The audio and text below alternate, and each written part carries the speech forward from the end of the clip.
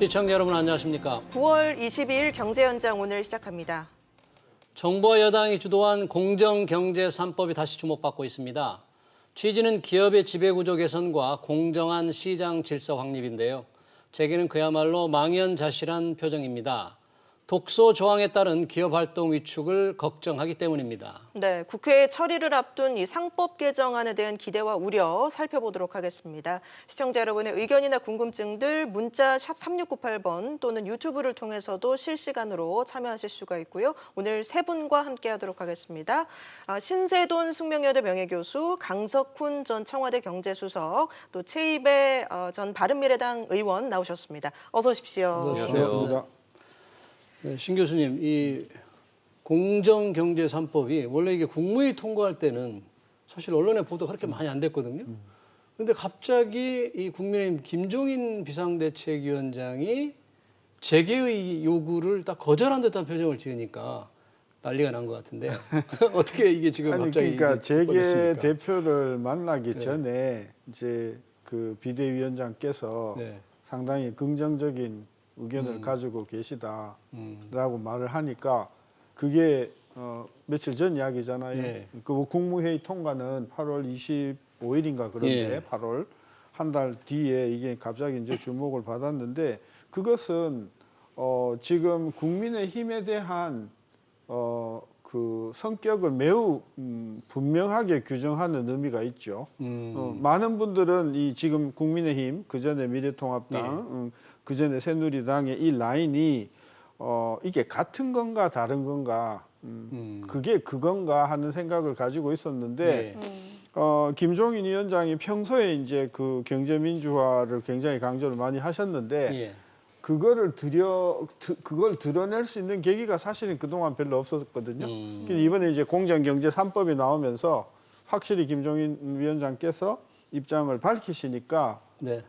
이 국민의힘이라는 당의 성격을 상당히 새로 규정하는 거라는 그런 관심이 이제 불어닥치면서 예. 갑자기 이제 전국적인 화두가 됐다. 네. 그런 면에서는 김종인 위원장의 상징성이나 영향력이 아주 잘 드러난 이번에 계기라고 보는 거죠. 그런데 이 국민의힘 당 내에서는 좀 당황하는 분위기인 것 같아요. 어떻게 합의가 잘 이루어질 수 있을 것으로 보십니까? 예, 전반적으로 보도를 보면 국민의당 내에서도 다양한 의견이 표출되는 것 같습니다. 아마 이제 사실 그 공정경제 3법이라고 하면 이 법을 찬성하면 공정한 사람이 되고 이 법을 반대하면 공정하지 못한 사람이 되는 이런 프레임워크처럼 보여 있어서 예. 이 부분은 좀 아쉬운 부분이 있고요. 예. 근데 이제 아마 이제 그 김종인 위원장께서 판단하신 정치적인 판단과는 별개로 이게 과연 공정 경제를 달성할 수 있는 건지 그리고 또 이거에 의한 부작용이 더 큰 건 아닌지에 대한 다소간의 엄밀한 분석이 진행되는 것이 우리 경제를 위해서 좋지 않을까 이렇게 생각합니다. 그리고 실제로 국민의힘에서 뭐 주호영 원내대표라든지 또 이제 초선의 윤창현 의원, 네.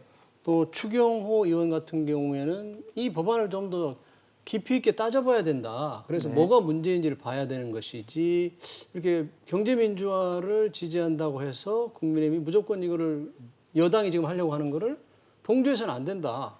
그래서 상당히 갈등이 좀 앞으로 심해지지 않을까요? 예, 그 농담이기도 하고 진담이기도 한 악마가 입는 옷이 프라다라고 하죠. 근데 네. 악마가 숨어 있는 곳은 디테일이라고 하죠. 근데 디테일에 보면 큰 대의가 공정 경제라는 큰 대의가 있음에도 불구하고 그 디테일에 들어갔을 때 실제적으로 공정 경쟁을 가져올 수 있는 효과는 거의 없고 오히려 큰 비용만 발생하는 경우가 있기 때문에 이런 것들을 면밀히 살펴봐야 한다는 그런 의미로 알고 있습니다. 최 의원님 어떻게 보십니까? 지금 박용만 대한상의 회장이라든지 또 손경식 경청 회장이 자꾸 이제 국민의힘에 가서 좀 도와달라 이렇게 조금 하는데 손을 내미는데 손을 잘 잡아주질 않는 것처럼 보이는데 어떻게 보세요? 그러니까 왜 이 법이 공정경제 3법이라고 이름이 붙여졌을까라는 걸 한번 생각해 봐야 되는데요.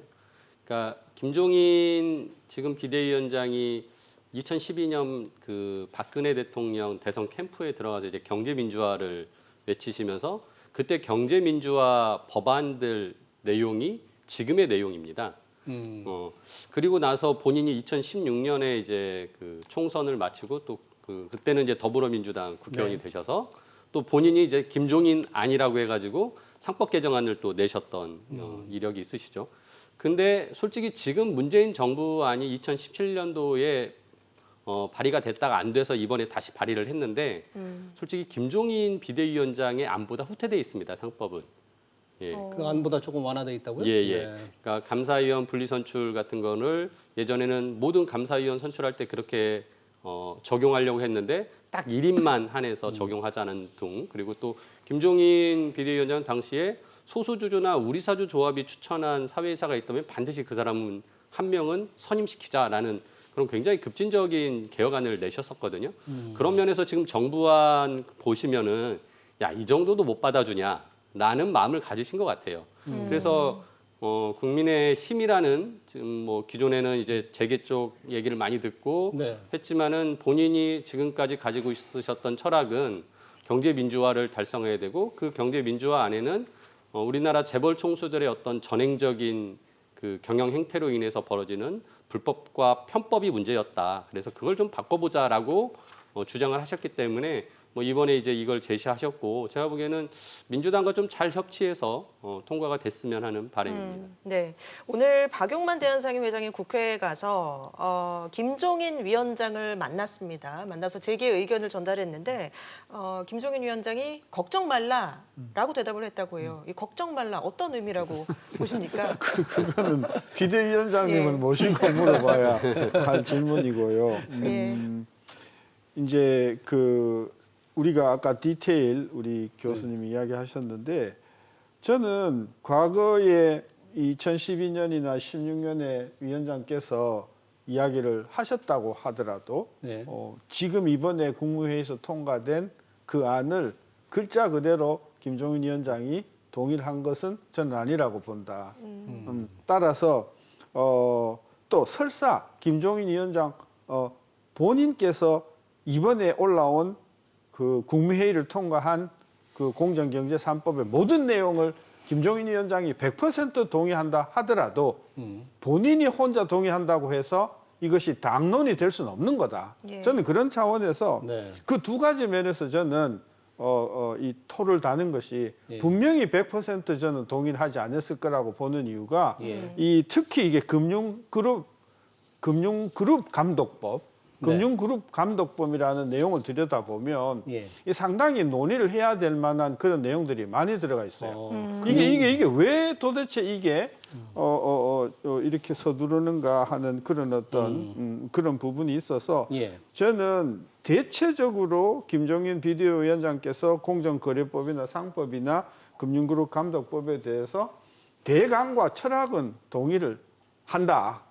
그다음에 디테일에 들어가서는 첫째, 국민의힘에 있는 국회의원들 중에서 반대 의견이나 다른 의견을 가지고 있는 분들의 제안을 들어봐야 된다. 예. 그다음에 재계가 이렇게 반대를 하면 이게 성립이 힘든 거예요. 예. 따라서 재계의 반대도 그 의견을 수렴하고 국민의힘의 내부에 있는 반대 의견을 가진 분들의 의견도 수렴해서 예. 국민의힘의 전체적인 어떤 윤곽을 서둘러내야 된다. 아쉬운 것은 이게 이야기가 나온 게 벌써 한 달이 넘었는데 만약에 제가 당에 있었다 그러면 8월 25일 날 국무회의에서 통과되는 순간 네. 당내에서 조직을 구성을 해서 이것을 국회에 올라왔을 때 어떤 포지션을 취해야 되는가에 대한 신속한 논의가 있어야 되고 예. 이미 한 9월 초쯤이면은 이번에 공정경제 3법에 대해서 국민의힘은 일에 대해서는 이렇게 생각하고 이에 대해서 이렇게 생각한다. 그것을 제외하면 전체적으로 수긍할 만하다. 이런 이야기들이 나왔어야 되는데 지금 뭐 나온 지 한 달이 넘는 동안에도 그 당내에서 군지렁 된다는 것은 이 국민의힘이라는 게 한 사람의 당이 아니잖아요. 그게 무슨 위원장이든지 간에 김종인 위원장이 세부 내용을 정확히 검토를 못 하신 거 아닙니까? 그거는 이제 그 보좌하는 사람들의 네. 의견을 들여봐야 되겠지만은 저는 그 디테일하게 저는 들여다 볼 시간이 저는 없었다고 보고 네. 뭐 제가 틀렸을 수도 있겠으나 어쨌든 절차상으로 당내 의견을 수렴했어야 됐고 예. 그다음에 경제계의 이야기를 진작에 들었어야 되는데 지금 너무 늦은 감이 있다. 저는 그걸 비판하고 싶어요. 네. 그러면 지금 저희가 이제 공정경제 3법 하니까 상법 개정안, 공정거래법 개정안, 금융그룹 감독법이잖아요. 네. 그 중에 상법 개정안이 가장 이제 지금 논란이 가장 많은데 왜 상법 개정안 중에서도 감사위원 분리선출제가 가장 논란이잖아요. 그러면 이게 왜 문제일까? 이걸 어떻게 바꾸면 좋을까? 이런 의견을 좀 우리 강석훈 교수님께서 한번 말씀해 주시죠. 예, 지금 이제 말씀하신 네. 상법도 중요하고 네. 사실 이제 공정거래법도 굉장히 중요한 개정 사항들이 많이 들어가 있습니다. 예. 금융그룹 통합 감독법도 마찬가지인데, 네. 근데 강론에 들어가기 전에 한 예. 말씀만 제가 먼저 드리고 강론을 예, 예. 말씀을 드리겠습니다. 제가 이번에 제안된 거를 전부 이렇게 보면 네. 대부분의 것들이 거의 10년, 20년 전부터 제안돼 오던 그런 것들이 다시 이렇게 재론으로 들어온 겁니다. 이게 뭐 그러니까 전부 신상품이 아니고 예, 예. 저희가 이걸 벌써 한 10년, 15년, 20년 전부터 계속 논의해 오던 이제 그런 예, 조항들이고 근데 이제 그때 그런 논의들이 이렇게 이루어질 때 상당 부분은 이 어떤 근거 베이스를 가지고 이런 얘기를 했냐 하면 경제력 집중 이것은 매우 나쁜 것이고 우리가 이 경제력 집중을 좀 어떻게든 간에 막아야 한다라는 그런 기본 정신이 하나 있었던 것 같고요. 예. 두 번째는 우리가 이제 기업이 누가 의사결정을 하고 누가 기업의 의사결정에 대해서 리뷰를 하고 이런 것들 기업 지배구조라고 하는데 기업 지배구조는 바람직한 것이 있다. 그러므로 거기로 만들어가는 것이 좋은 것이다라는 이런 이제 두 가지 전제하에서 이 여러 가지 각 항목들이 나와 있는 것으로 이해가 됩니다. 예. 근데 지난 20년간 우리나라 경제가 이제 그 경제 집중이라는 문제에 대해서도 더 이상 국내적 시각에서만 봐야 할 문제는 아닌 것 같다라는 네. 말씀을 드리고요. 두 번째 기업 지배 구조에 관해서도 개별 기업의 총수의 어떤 그 불법 행위나 네. 이런 부분에 대해서는 엄밀하게 처분을 해야 되겠지만 그걸 처분한다고 명분하에서 기업 지배 구조를 정부가 뭐 지분율을 20%로 해라 30%로 해라 이런 식으로 규정하는 것은 적절한 접근 방법이 아니다라고 생각을 합니다. 예, 예. 그 감사 부분 말씀을 하셔서 말씀을 네. 드리지만 감사 부분은 사실 기업에서 모든 정보를 다 깨볼 수 있는 그러니까 볼 수 있고 네. 그런 위치에 있는 게 감사인데 이제 상식적으로 그 감사가 어떤 그 기업을 다른 마음을 먹은 또는 그런 감사가 들어오게 되면 기업 경영에 굉장히 애로가 있을 수 있다는 건 누구나 이제 상식적으로 네. 생각할 수 있는 부분이고 그래서 그쪽 부분에 지금과 같이 이렇게 감사위원을 완전히 분리 선출하고 그 다음에 대주주와 특수관계인의 지분을 3%로 하는 경우엔 그것으로부터 얻을 수 있는 기업 지배구조의 투명화라는 그런 공허한 이익보다는 그로부터 발생할 수 있는 실제적인 피해가 훨씬 더 클 것이다. 저는 네. 그렇게 생각하고 있습니다. 최 의원님 어떻게 보세요? 이게 이제 이런 제도의 근본적인 철학에 관해서 좀 말씀해 예. 주시고 그 철학에 바탕을 두고 이 감사원 분리 선출제도 여러 가지 예. 부작용이 있을 수 있다는 우리 강석훈 교수님. 뭐 우리 강 교수님 말씀대로 네. 20년 전부터 논의가 됐고요. 예. 반대 의견도 20년 전에 했던 내용하고 뭐 별반 다르지 않고 찬성 의견도 다르지는 않습니다. 근데 네. 이제 제가 좀 더 강조하고 싶은 거는 그러니까 이제 회사라는 것을 운영하는 사람들, 즉 이제 이사회죠.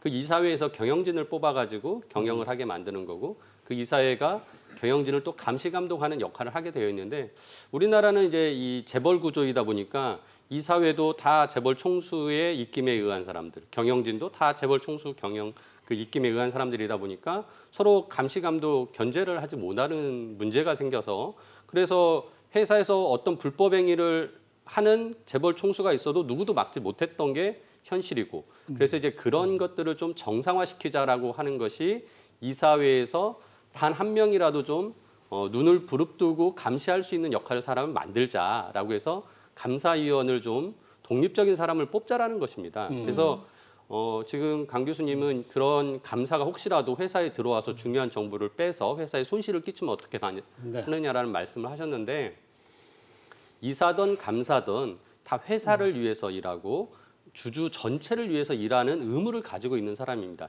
그 사람이 그 의무를 위반하고 어떤 다른 회사에 손실을 끼치는 행위를 한다면 당장 주주들이 그 임원을 대상으로 주주 대표 소송을 할 수 있고 또 배임 행위를 했다고 형사처분을 받을 수 있는 겁니다. 그래서 저는 한 명의 감사위원, 독립적인 감사위원이 이사회에 들어와서 뭔가 기업의 불법이나 편법들을 방지하는 역할을 하는 것이 오히려 더 견제와 균형의 민주주의 원리에 맞는 것이고 그게 기업 내의 민주주의를 만드는 것이다라고 생각을 하면서 네.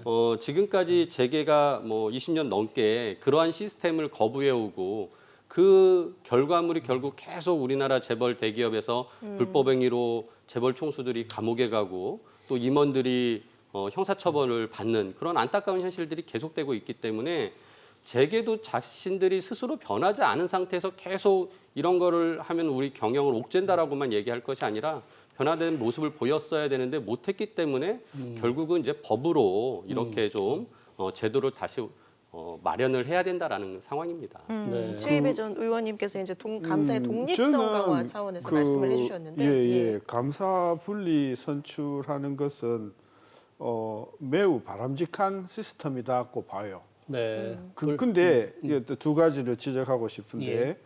그것은 왜 그러냐 하면 민간 기업의 경우에 감사를 매우 그 오나 그룹의 우호적인 사람을 집어넣음으로 해서 실질적으로 감사 기능을 무력화해왔다는 비판 때문에 그런 거잖아요. 예.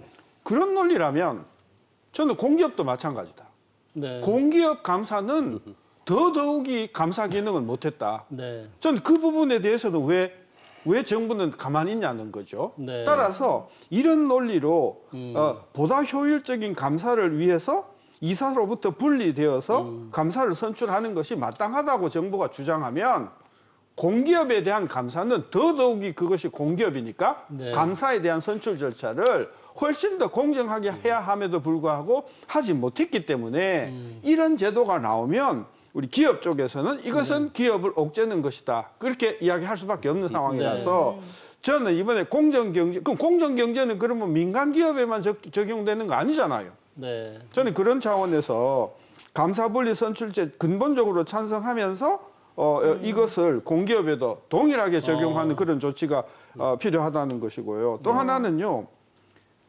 감사분리 선출 제도를 100% 동의를 하면서도 왜 최대 주주의 의결권을 3%로 제한하는 거냐는 거예요. 네. 이건 초헌법적이다. 저거. 이것은 그 경영주나 오나나 포괄적으로 주주에 대한 권한을 불필요하게 법으로 제한하는 것이다. 저는 그래서 이 최대 주주의 합산 의결권을 3%로 제한하는 것은 매우 악법이다. 이거 대신 그 3% 의결권 제한하지 말고 분리 선출하되 그 분리 선출된 감사가 만약에 주주 전반에 합당하지 않다고 하면 재심을 요구하거나 재선출을 요구할 수 있는 제도를 통해 가지고 이 의결권 제한하지 않고서 네. 감사 분리 선출 제도를 이렇게 하는 이런 저는 절충안을 저는 제시하면 전 재계에서도 크게 반발하지 않을 것이다. 그 두 가지 이 지적하고. 대주주의 이사 선임 의결권을 지금 이제 3%로 제한하는 거잖아요. 감사위원. 감사 선임. 네, 근데 뭐 감사도 이제 감사위원. 이사니까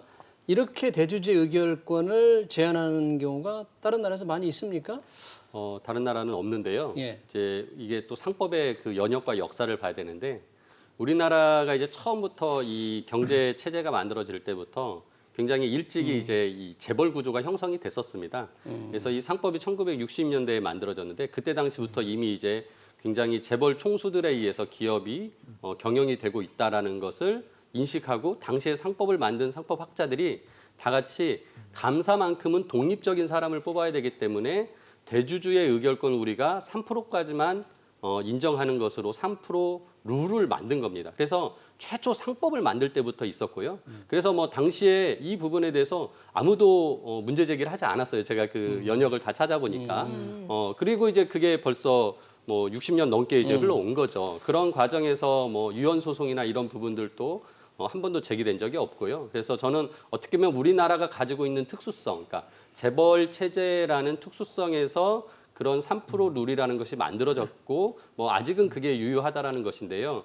지금 이제 신 교수님께서 이번에 그 감사위원 분리선출하는 거 대신 그 풀어주는 대신에, 그러니까 감사위원 분리선출하는 대신에 3% 제한을 네. 없애자 하면은 솔직히 그 분리선출할 필요가 없습니다. 왜냐하면은 그것 때문에 분리선출하자고 하는 것이라 그래서 이제 그거는 좀 모순되는 대안이 되어서 지금 재계에서도 그 부분은 주장하고 있지는 않는 상황입니다. 그래서 저는 어떻게 아까 이제 계속 말씀드리지만은 우리가 이 회사를 운영하는 이사라는 사람은 주주들이 선임한 대리인입니다. 그래서 회사와 전체 주주의 이익을 위해서 일해야 되는 사람이기 때문에 이 사람들을 주주들이 매번 감시할 수는 없기 때문에 감사라는 제도를 만든 거거든요. 그래서 이 감사만큼은 좀 독립적으로 뽑기 위해서 즉 대주주나 재벌 총수로부터 독립적으로 뽑기 위해서 3%그 의결권 제한이라는 게 아직은 유효하고 이것이 진짜 우리나라에서 이 재벌 총수의 입금이 이제 많이 사라지고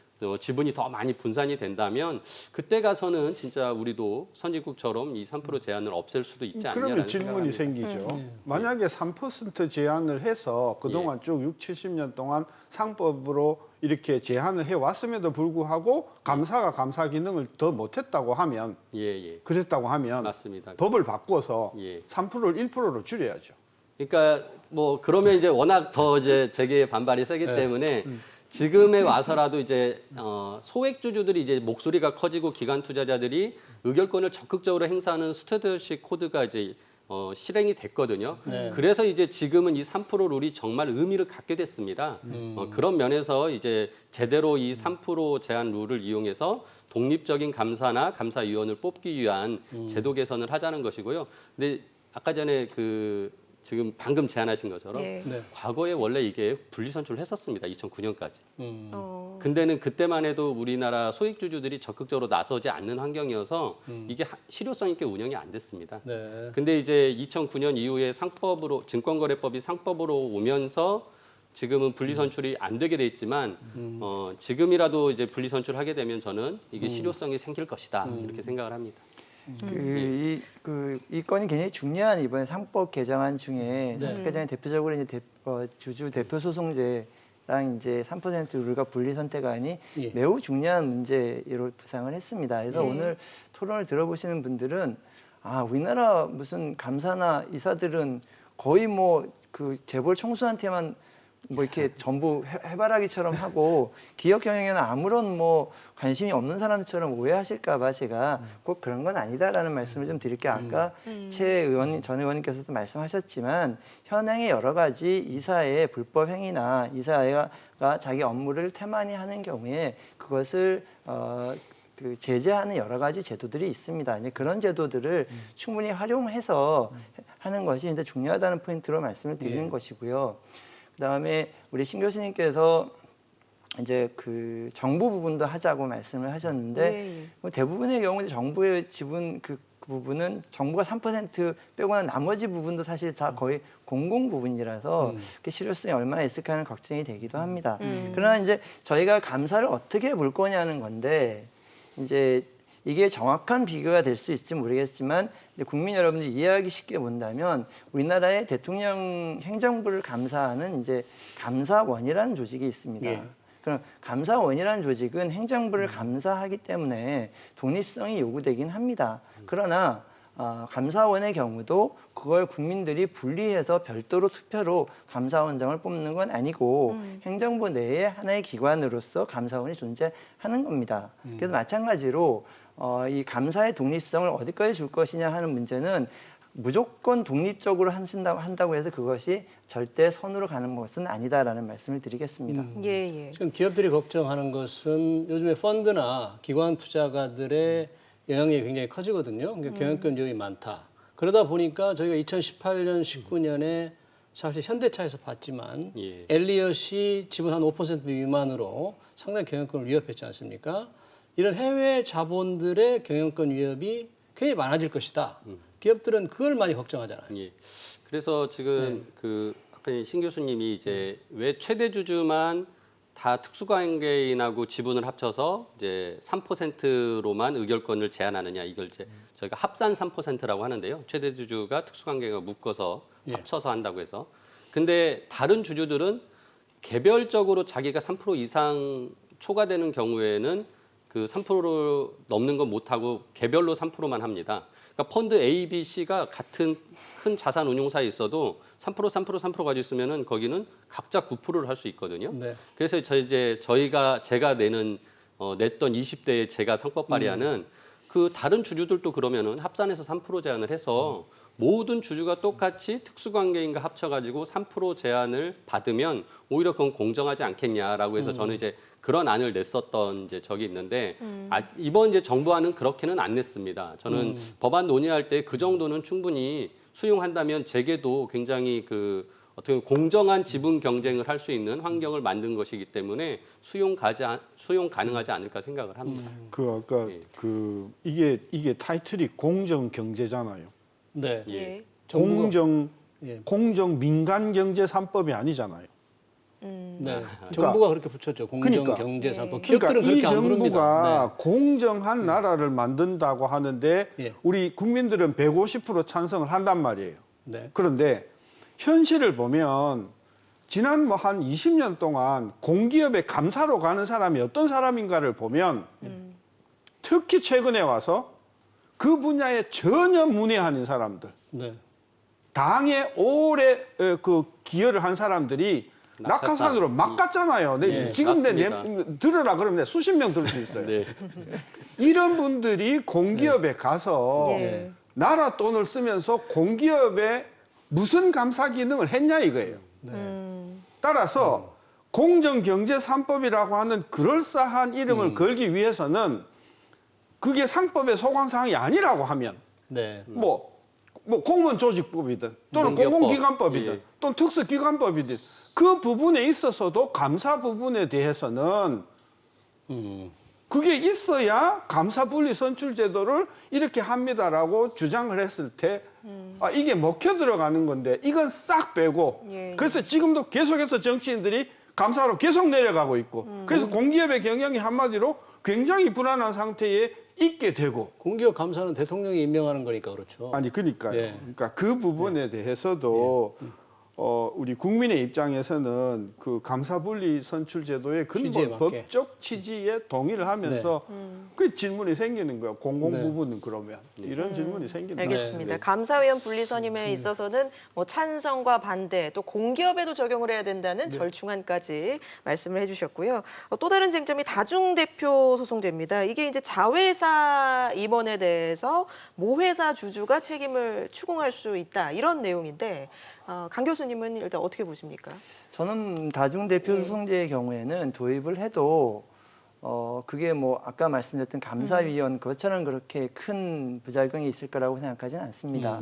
다만 이제 제가 생각하기에 이게 대안 중에 하나로 선택을 해봐야 되는 건데 현재에도 그 모기업의 이사나 또는 모기업의 감사들이 자회사에 대해서 잘못을 추궁할 수 있는 권한이 있습니다. 그래서 모회사 이사에 대한 주주 대표 소송을 통해서 이 자회사의 경영을 어느 정도 잘못된 경영에 대해서 영향을 미칠 수 있거든요. 근데 이런 제도가 있는 상황 하에서 또다시 이제 다중대표 소송제가 들어오게 되면 물론 이제 이걸로 인해서 상대적으로 자회사들의 경영 활동이라든지 이런 것들이 좀 투명해지는 역할이 전혀 없는 것은 아니라고 판단됩니다. 그러나 이것과 같이 비교해봐야 될 것은 다중대표 소송제가 가지고 올 수 있는 여러 가지 소송의 남발이라든지 또 사실 이건 좀 테크니컬한 말씀입니다만은 이제 다중대표 소송제를 인정한다는 것은 우리나라 법인이 자회사와 모회사를 서로 별도 법인으로 인정하고 있는 상황 하에서 다른 법인에 대해서 영향을 미치는 이런 그 법 정신과 좀 예. 일치되지 않는 부분이 네. 있습니다. 그래서 이러한 조항들까지 그러니까 이러한 것들까지 다 감안했을 때 다중대표 소송제가 결국 크게 그 변호사 시장의 활성화를 가져오는 것 이외에 어떤 실질적인 효과를 가지고 올까에 대해서는 더 토론이 필요하다고 생각합니다. 예, 네, 뭐 소송의 사실, 네. 남발, 뭐 그렇죠. 실효성이 적을 것이라는 의견을 주셨는데 최희배 전 의원님은 어떠십니까? 그 이제 대표 소송이라는 것이 그 회사의 임원이 그러니까 등기 임원이나 뭐 사실상의 임원도 마찬가지인데요. 어떤 불법적인 행위를 해서 회사에 손실을 끼쳤을 때 그러면 당연히 회사가 당신이 우리 회사에 손실을 끼쳤으니까 손해배상하라라고 해야 되는데 회사가 직접 안 하죠. 그래서 이제 주주가 대신 나서서 하라는 거거든요. 그래서 주주가 그 임원에게 당신이 회사에 손실을 끼쳤으니까 손해배상을 합니다라는 것인데 그런 면에서는 주주가 손해배상을 받는 게 아닙니다. 회사가 받는 겁니다. 그래서 우리가 이제 주주대표 소송을 공익소송이라고 합니다. 자신의 이익을 위해서 하는 것이 아니거든요, 주주가. 그런 면에서 우리나라 주주대표 소송이 거의 잘 일어나지 않습니다, 오히려. 왜냐하면 주주가 자기 돈 들여서 변호사 비용 들여가지고 소송을 안 하죠. 왜냐하면 그 이익이 자기한테 오는 것이 아니기 때문에. 그래서 이 주주대표 소송 그리고 이거를 더 확장한 다중대표 소송이 도입된다 하더라도 소송이 남발될 것이라는 우려는 없고요. 제가 이제 그 과거에 십몇 년 동안의 그 주주대표 소송 현황을 보면은 굉장히 미미합니다. 아직도 더 활성화돼야 될 필요가 있을 정도로 저는 오히려 주주들이 한 주만 가지고 있어도 잘못된 임원이 회사에 손실을 끼쳤으면은 그거를 손해배상하게끔 해주는 단독 주주권으로 더 주주들의 그 권한을 강화시켜주는 것이 더 필요하다라고 생각할 정도로 우리나라의 주주대표 소송은 아직은 미흡하다. 더 많이 활성화돼야 된다고 생각합니다. 그런 면에서 이제 하나 예. 지적하고 싶은 건 이게 다중대표 소송 제도를 제기할 수 있는 조건이 비상장주의 경우에는 1%, 네. 그다음에 상장주의 경우에는 0.01% 곱하기 6개월 이상 보유 이 규정이 있거든요. 웬만한 사람은 다 할 수 있는 거죠. 그 정도면? 아니죠. 이게 0.01%입니다. 그런데 이게 예를 들면 삼성전자 주식 예. 0.01%면은 수백억입니다. 이게 수백억이에요. 그런가요? 저는 삼성전자 그래서 네. 만약에 이 법을 우리가 조금 들여다본다고 하면 예.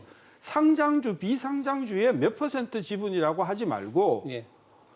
끼친 손해가 있잖아요. 본사에 끼친 손해가 있잖아요. 자회사 임원이. 네, 네. 그 금액하고 본인이 가지고 있는 지분하고의 금액에서 그런 관계에서 저는 이 규정을 바꾸면 훨씬 더 액티브하게 저는 이 소송이 제기될 수 있어서 실질적으로 그런 행위를 방지하는 효과가 있는데 상장주의 0.01% 그러면 이게 사실은 일반적으로 큰 기업의 경우에는 굉장히 이게 어렵습니다. 커요. 그래서 실질적으로 소송을 제기 못하는 제약 요건이 될 수 있다. 예. 저는 그래서 이 부분은 고치더라도 조금 현실적으로 고쳐주는 것이 훨씬 더 저는 법 취지에 부합된다고 보는 거예요. 근데 소송을 제기할 수 있는 조건은 그렇지만 대상이 되는 것은 모회사가 자회사의 지분 50%를 이상을 가지면 다 소송 대상이잖아요. 그렇죠. 근데 기업이라는 것이 모회사, 자회사 경영 방침도 다른 것이고 독립적인 경영을 하는 것인데 너무 그건 대상이 많다. 그래도 이런 지적이 있는 50% 거죠. 이상 가지고 있으면은 모 회사가 상당히 자회사 영향을 많이 받는 회사라고 봐야 되니까 저는 그건 별 문제가 없다고 다른 봅니다. 나라 같은 경우에는 거의 미국이나 일본 같은 건 거의 100% 정도 돼야만 이 다중 대표 소송제 적용을 일본이 할 수 있다고 100%고요. 네. 오히려 미국은 더 완화돼 있는데요. 어떻게 그러니까 이제 제가 조사를 한 결과는 우리 대규모 기업 집단 재벌이라고 하는 전체 계열사를 놓고 모자 관계, 즉 50% 이상을 지분을 가지고 있는 경우에 다중대표 소송에 될 수 있는 계열사가 얼마나 되냐 했더니 한 60 몇 프로 정도 됩니다. 60한 5% 정도. 그러니까 나머지 35%는 그 해당이 안 되는 거예요. 그래서 저는 오히려 이거를 30%로 낮춰서 더 많은 그 계열사가 적용받게 하자. 그래서 30%로 낮추면 한 85% 정도 됩니다. 그래서 저는 이제 그 정도까지 더 넓혀서 더 자유롭게 주주들이 자기 회사건 또 자회사를 감시함으로써 회사의 어떤 기업 가치 훼손을 막으려는 감시 체계가 마련이 돼야 된다라는 생각을 합니다. 지금 이제 다중 대표 소송이 이제 자격 요건으로 얘기가 되고 있습니다만 네. 아까 이제 얘기가 나왔던 것들을 다시 한번 생각해 보시면 다중 대표 소송이 그러니까 대표 소송이 현재 벌써 활성화되고 있지 않다라는 그런 거지 않습니까? 네. 그런 상황에서 그러면 현행 제도조차도 활성화되지 않은 상태에서 그거를 더 범위를 확대시키는 것은 과연 적절한가에 대해서 다시 한번 생각해 볼 필요가 있고요. 예. 그다음에 이게 다중대표 소송이라는 게 아까 우리 사회자님께서 고 국장님께서 말씀하셨지만 일본의 예 보면 이제 일본이 입법 예가 있지만 외국의 경우에는 미국의 경우에는 말씀하셨지만 그게 이제 입법 예가 있는 것이 아니라 그건 이제 어떤 케이스가 네. 있는 거고 판례도, 그리고 판례가 예. 있고 우리보다 이제 엄격하게 제한되고 있던 예. 그런 측면입니다. 근데 제가 말씀드리고 강조하고 싶은 포인트는 이 대표 소송제가 우리나라 소액주주들한테는 별로 활용되지 않는 것이지만 외국계 투기 자본이나 네. 외국계 자본들의 경우에는 이것을 적절히 활용하면서 우리나라 기업에 대해서 여러 가지 뭐라 그러나 기업 사냥이라든지 또는 어떤 주가 조작이라든지 이런 부분에 활용되는 과거 선례들이 있었다는 점을 감안하면 지금 그런 것들을 또 다른 가능성을 다중대표성까지 열어주는 것이 과연 그 기업 구조 이게 실익이 많을 것이냐에 대해서 더 깊은 논의가 필요하다고 봅니다. 네. 그러면 이 지금 재계에서는 다중대표 소송제의 대상을 좀 너무 넓다. 네, 아까 얘기한 대로 뭐 자회사 지금 50% 이상이면 너무 많다. 예, 예. 이렇게 얘기를 하는데 우리 최 의원님 30%를 낮추면 훨씬 오만합니다. 늘어나니까 오히려 혹을 더 붙이는 꼴이 되겠네요. 예. 그런데 근데 아마 이제 그래서 정부에서도 여러 가지 논의한 결과 50%는 재계도 수용 가능하지 않겠느냐라고 해서 정부안을 50%로 만든 것으로 알고 있습니다. 예. 그러니까 근본적인 법 취지가요. 예. 자회사를 통해서 쉽게 이야기하면 먹튀하는 것을 견제하자는 거잖아요. 예. 저는 그런 차원에서는 그것을 악용한 경우가 뭐 아까 그 뭐 여러 가지 외국계 투자가 그 했다고 하는데 설사 그렇다 하더라도 우리 기업의 어떤 그런 관행이 좀 선진화되고 투명화되고 그동안 우리가 정말 진절머리나게 봐왔던 뭐 먹튀나 아니면은 뭐 사익 편취나 이런 불공정한 거래를 근절해서 새로운 사회를 만든다는 차원에서는 저는 한번 시도해 볼 만하고 네. 저는 그래서 하다가 만약에 부작용이 생기면 아니 법을 우리가 지금 1년에도 수천 건의 법을 만드는데 그것을 방지할 수 있는 새로운 법을 만들면 되는 것이지 과거의 뭐 사례를 집어가지고 이걸 아예 그냥 안 된다 이렇게 하는 것은 1960년대적인 발상이다. 저는 그래 봐서 기업도 국악을 깨고 예. 새로운 어떤 그런 그야말로 말하기 좋은 뉴노멀의 시대에 맞는 그 경영 행태를 보이기 위해서는 전 이 정도는 용인할 수 있다. 저는 그래 봅니다. 네. 뭐 공정거래법도 여러 가지 지금 이슈가 있지만 이번에 지금 공정거래법에서는 가장 또 문제가 되는 게 뭐 전속 고발권 폐지. 그러니까 공정위에 고발이 있어야만 검찰이 조사할 수 있는 것을 이제 웬만하면 다 할 수 있게 검찰도 자발적으로 할 수 있게 하자는 거잖아요. 이 제도에 대해서는 근데 재계와 이 정부 생각이 접점이 있을까요, 없을까요, 강 교수 어떻게 보세요? 뭐 간단하게 얘기하면 재계야 뭐 잡아가는 사람이 적어지면 그 많은 게 찬성하기가 좀 어렵겠지요. 그리고 이제 그동안 이렇게 공정위가 전속 고발권을 가지고 있었던 배경은 우리가 잘 알다시피 이 단합 사건의 경우 조금 고도의 전문성을 요한다. 그런데 예. 이제 일반 검찰에서 할 수 없다는 이제 취지로 이게 공정위 전속 고발권이 지금까지 이제 전속되어 있었는데 그동안 공정위가 정말 제대로 그 역할을 했느냐에 대한 논란이 있으면서 사실은 검찰이 그 기능의 일부를 가져가는 것도 검찰도 중요 사건에 대해서 고발권을 가지는 것은 저는 네. 어느 정도 맞는 방향이라고 봅니다. 다만 이제 기업의 입장에서 같이 생각을 해보면 두 개의 그 엄청나게 큰 호랑이가 한꺼번에 덤빈다거나 이렇게 되면 네. 발생할 수 있는 여러 가지 문제점들이 있기 때문에 두 기관들이 서로 어떤 뭐 일정한 정도의 서로 이렇게 협의체를 그러니까요. 구성한다라든지 해서 기업들한테 가는 엄밀하게 하긴 하되 기업들한테 가는 두 가지 부담을 쌍부담을 지우는 거는 좀 맞는 방안도 마련해야 되지 않나 이렇게 생각합니다. 네. 뭐 검찰이 언제든지 조사할 수 있다는 불안감. 물론 잘못한 게 없으면 괜찮겠지만, 예. 뭐 검찰이 조사하면 우리는 또 별건 수사라는 굉장히 그렇죠. 이 걱정이 굉장히 많거든요, 부담이 있죠. 기업들이. 예. 네. 공정위 조사에 검찰 조사에 조사받다 뭐 나를 샌다. 네. 이런 기업들의 걱정이 좀 많은데, 예. 최 의원님 어떻게 이 조항을? 그러니까 이제 지금까지 강 교수님 말씀하신 것처럼 공정위가 제 역할을 못한 부분이 있기 때문에 공정위가 독점적인 권한을 가지고 있으면 안 되고 이 권한을 이제 분산시켜야 된다라는 얘기가 나왔습니다. 그래서 이제 전속 고발권을 없애자라는 얘기가 네. 나왔는데요. 근데 이번에 전속 고발권 없애는 거는 굉장히 극히 일부분인 경성 담합, 그러니까 담합 사건 중에서도 굉장히 악질적인 담합 사건에 대해서만큼은 전속고발권을 폐지한다라는 거고요. 그 외에도 이제 공정거래법은 굉장히 많은 이제 다른 법률 위반에 대한 그 제재가 있습니다. 뭐 시장 지배적 지위 남용이랄지 또 불공정행위, 사익편취행위, 조사방해행위 굉장히 심각한 것들이 많음에도 불구하고 이번에 이제 재계 부담을 최대한 적게 해주려고 경성담합에 대해서만큼은 전속고발권 폐지하자라고 이제 아주 적게 만든 거거든요. 그런데 솔직히 경성담합 사건은 굉장히 드뭅니다.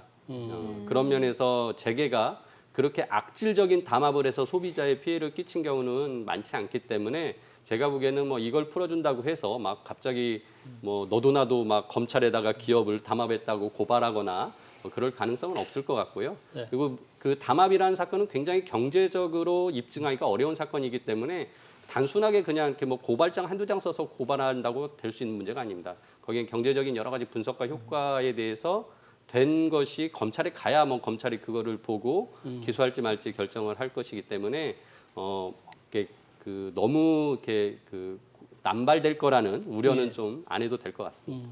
기업들의 우려는 상당히 큰데 그래 크게 걱정 안 해도 된다는 게 제 말씀이시네요. 그러니까 그게 벌써 뉘앙스에 그게 들어가 있잖아요. 저는 이게 좀 불만이에요, 사실은. 어떤 게? 전속 고발죄의 발동 범위를 너무 제한했다 이게.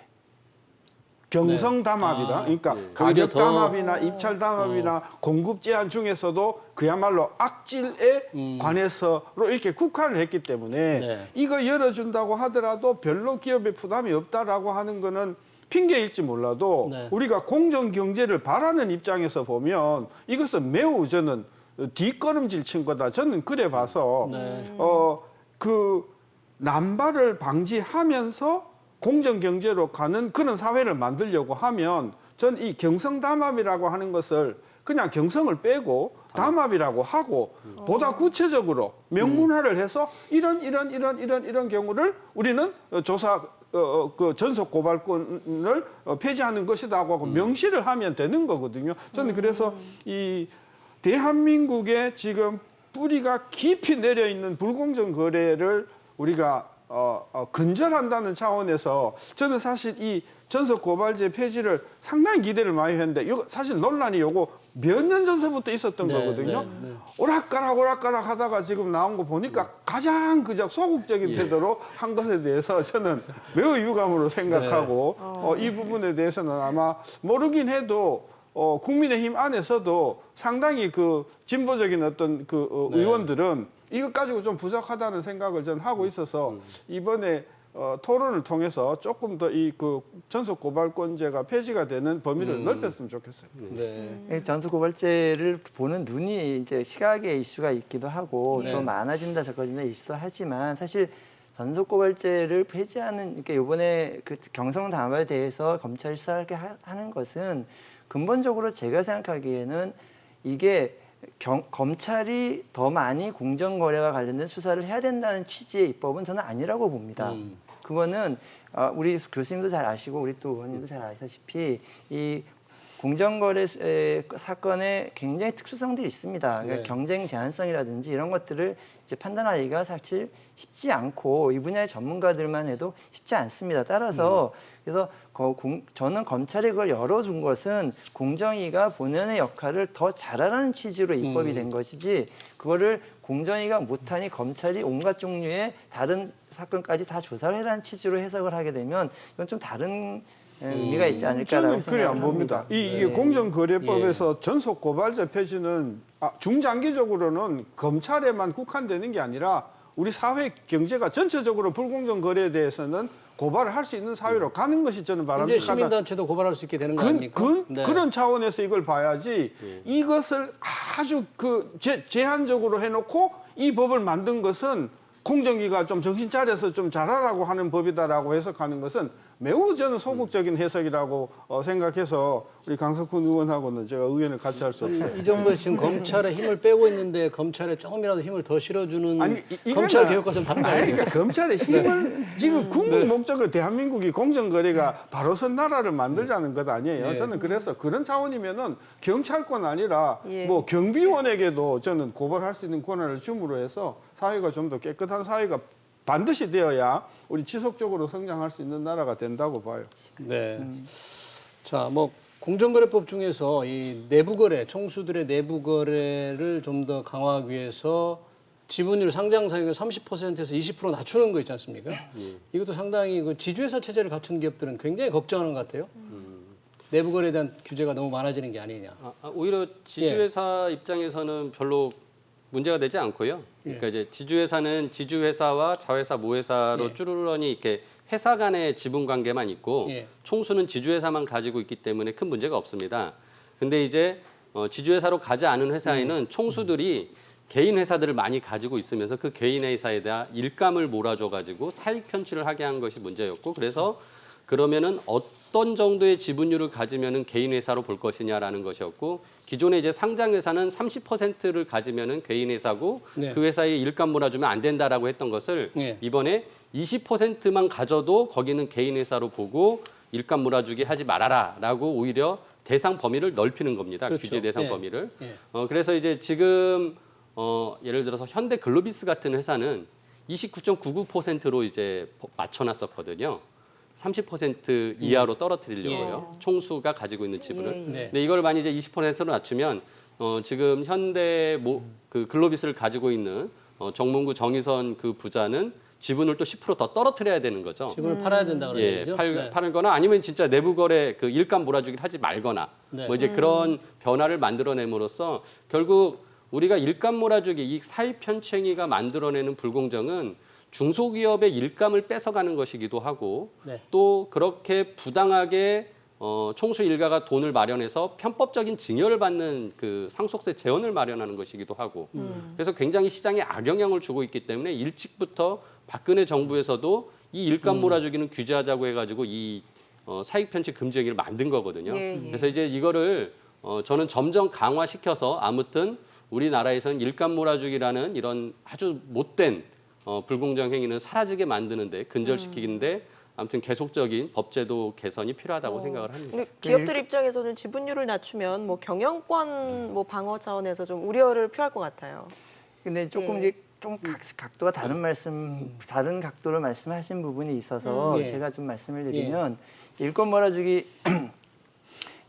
와 더불어 이제 지금 말씀하셨던 질문은 지분율 규제를 현행 이제 30에서 50%, 20에서 30%로 되어 있는 걸 30에서 40% 그 지분을 10%포인트씩 지주회사에서 올리자는 그거에 대한 이해로 저는 그러니까 두 가지가 그렇죠. 지주회사 대상을 올리는 게 있고 사익 편취는 대상을 넓히는 게 있고. 대상을 넓히는 게 있죠. 저는 이제 그 사익 편취 그 부분에 대해서는 참 제가 국회 활동을 하면서 가장 의미 있게 생각하는 제가 했던 활동이라고 생각을 합니다. 그래서 일감 몰아주기 과세를 입법을 처음으로 했었던 것 같고 또 제가 순환출자 이 부분도 신규 순환출자를 막는 그런 부분을 했던 거라서 제가 이제 의정 생활을 하면서 가장 기쁘게 생각하는 것들이긴 합니다. 근데 이제 먼저 지주회사 그 지분율 상향 문제는 사실 그건 정답이 없는 문제고 그건 기업들이 결정할 문제인 것 같습니다. 정부가 그걸 강제해서 기업들이 투자했을 돈을 그 지분을 올리는 게 쓰는 게 그게 어떤 의미가 있을까? 그거보다 일자리 창출 쓰는 게 더 낫지 않나라고 저는 생각을 하고요. 아까 말씀하신 좋은 지배 구조가 과연 있다는 전제하에서 만드는 그런 거죠. 그런 걸로 생각합니다. 그리고 그거에 그 우리 최 의원님께서는 그걸로 인해서 기존 지주회사가 부담하는 건 아무것도 없다는 취지로 말씀하신 것 같은데 그건 좀 제가 생각하는 거는 그 지분율을 확보하려면 상당수의 금액이 들어가기 때문에 그 돈이 오히려 투자에 사용된 것이 좋지 않나라고 생각을 하고요.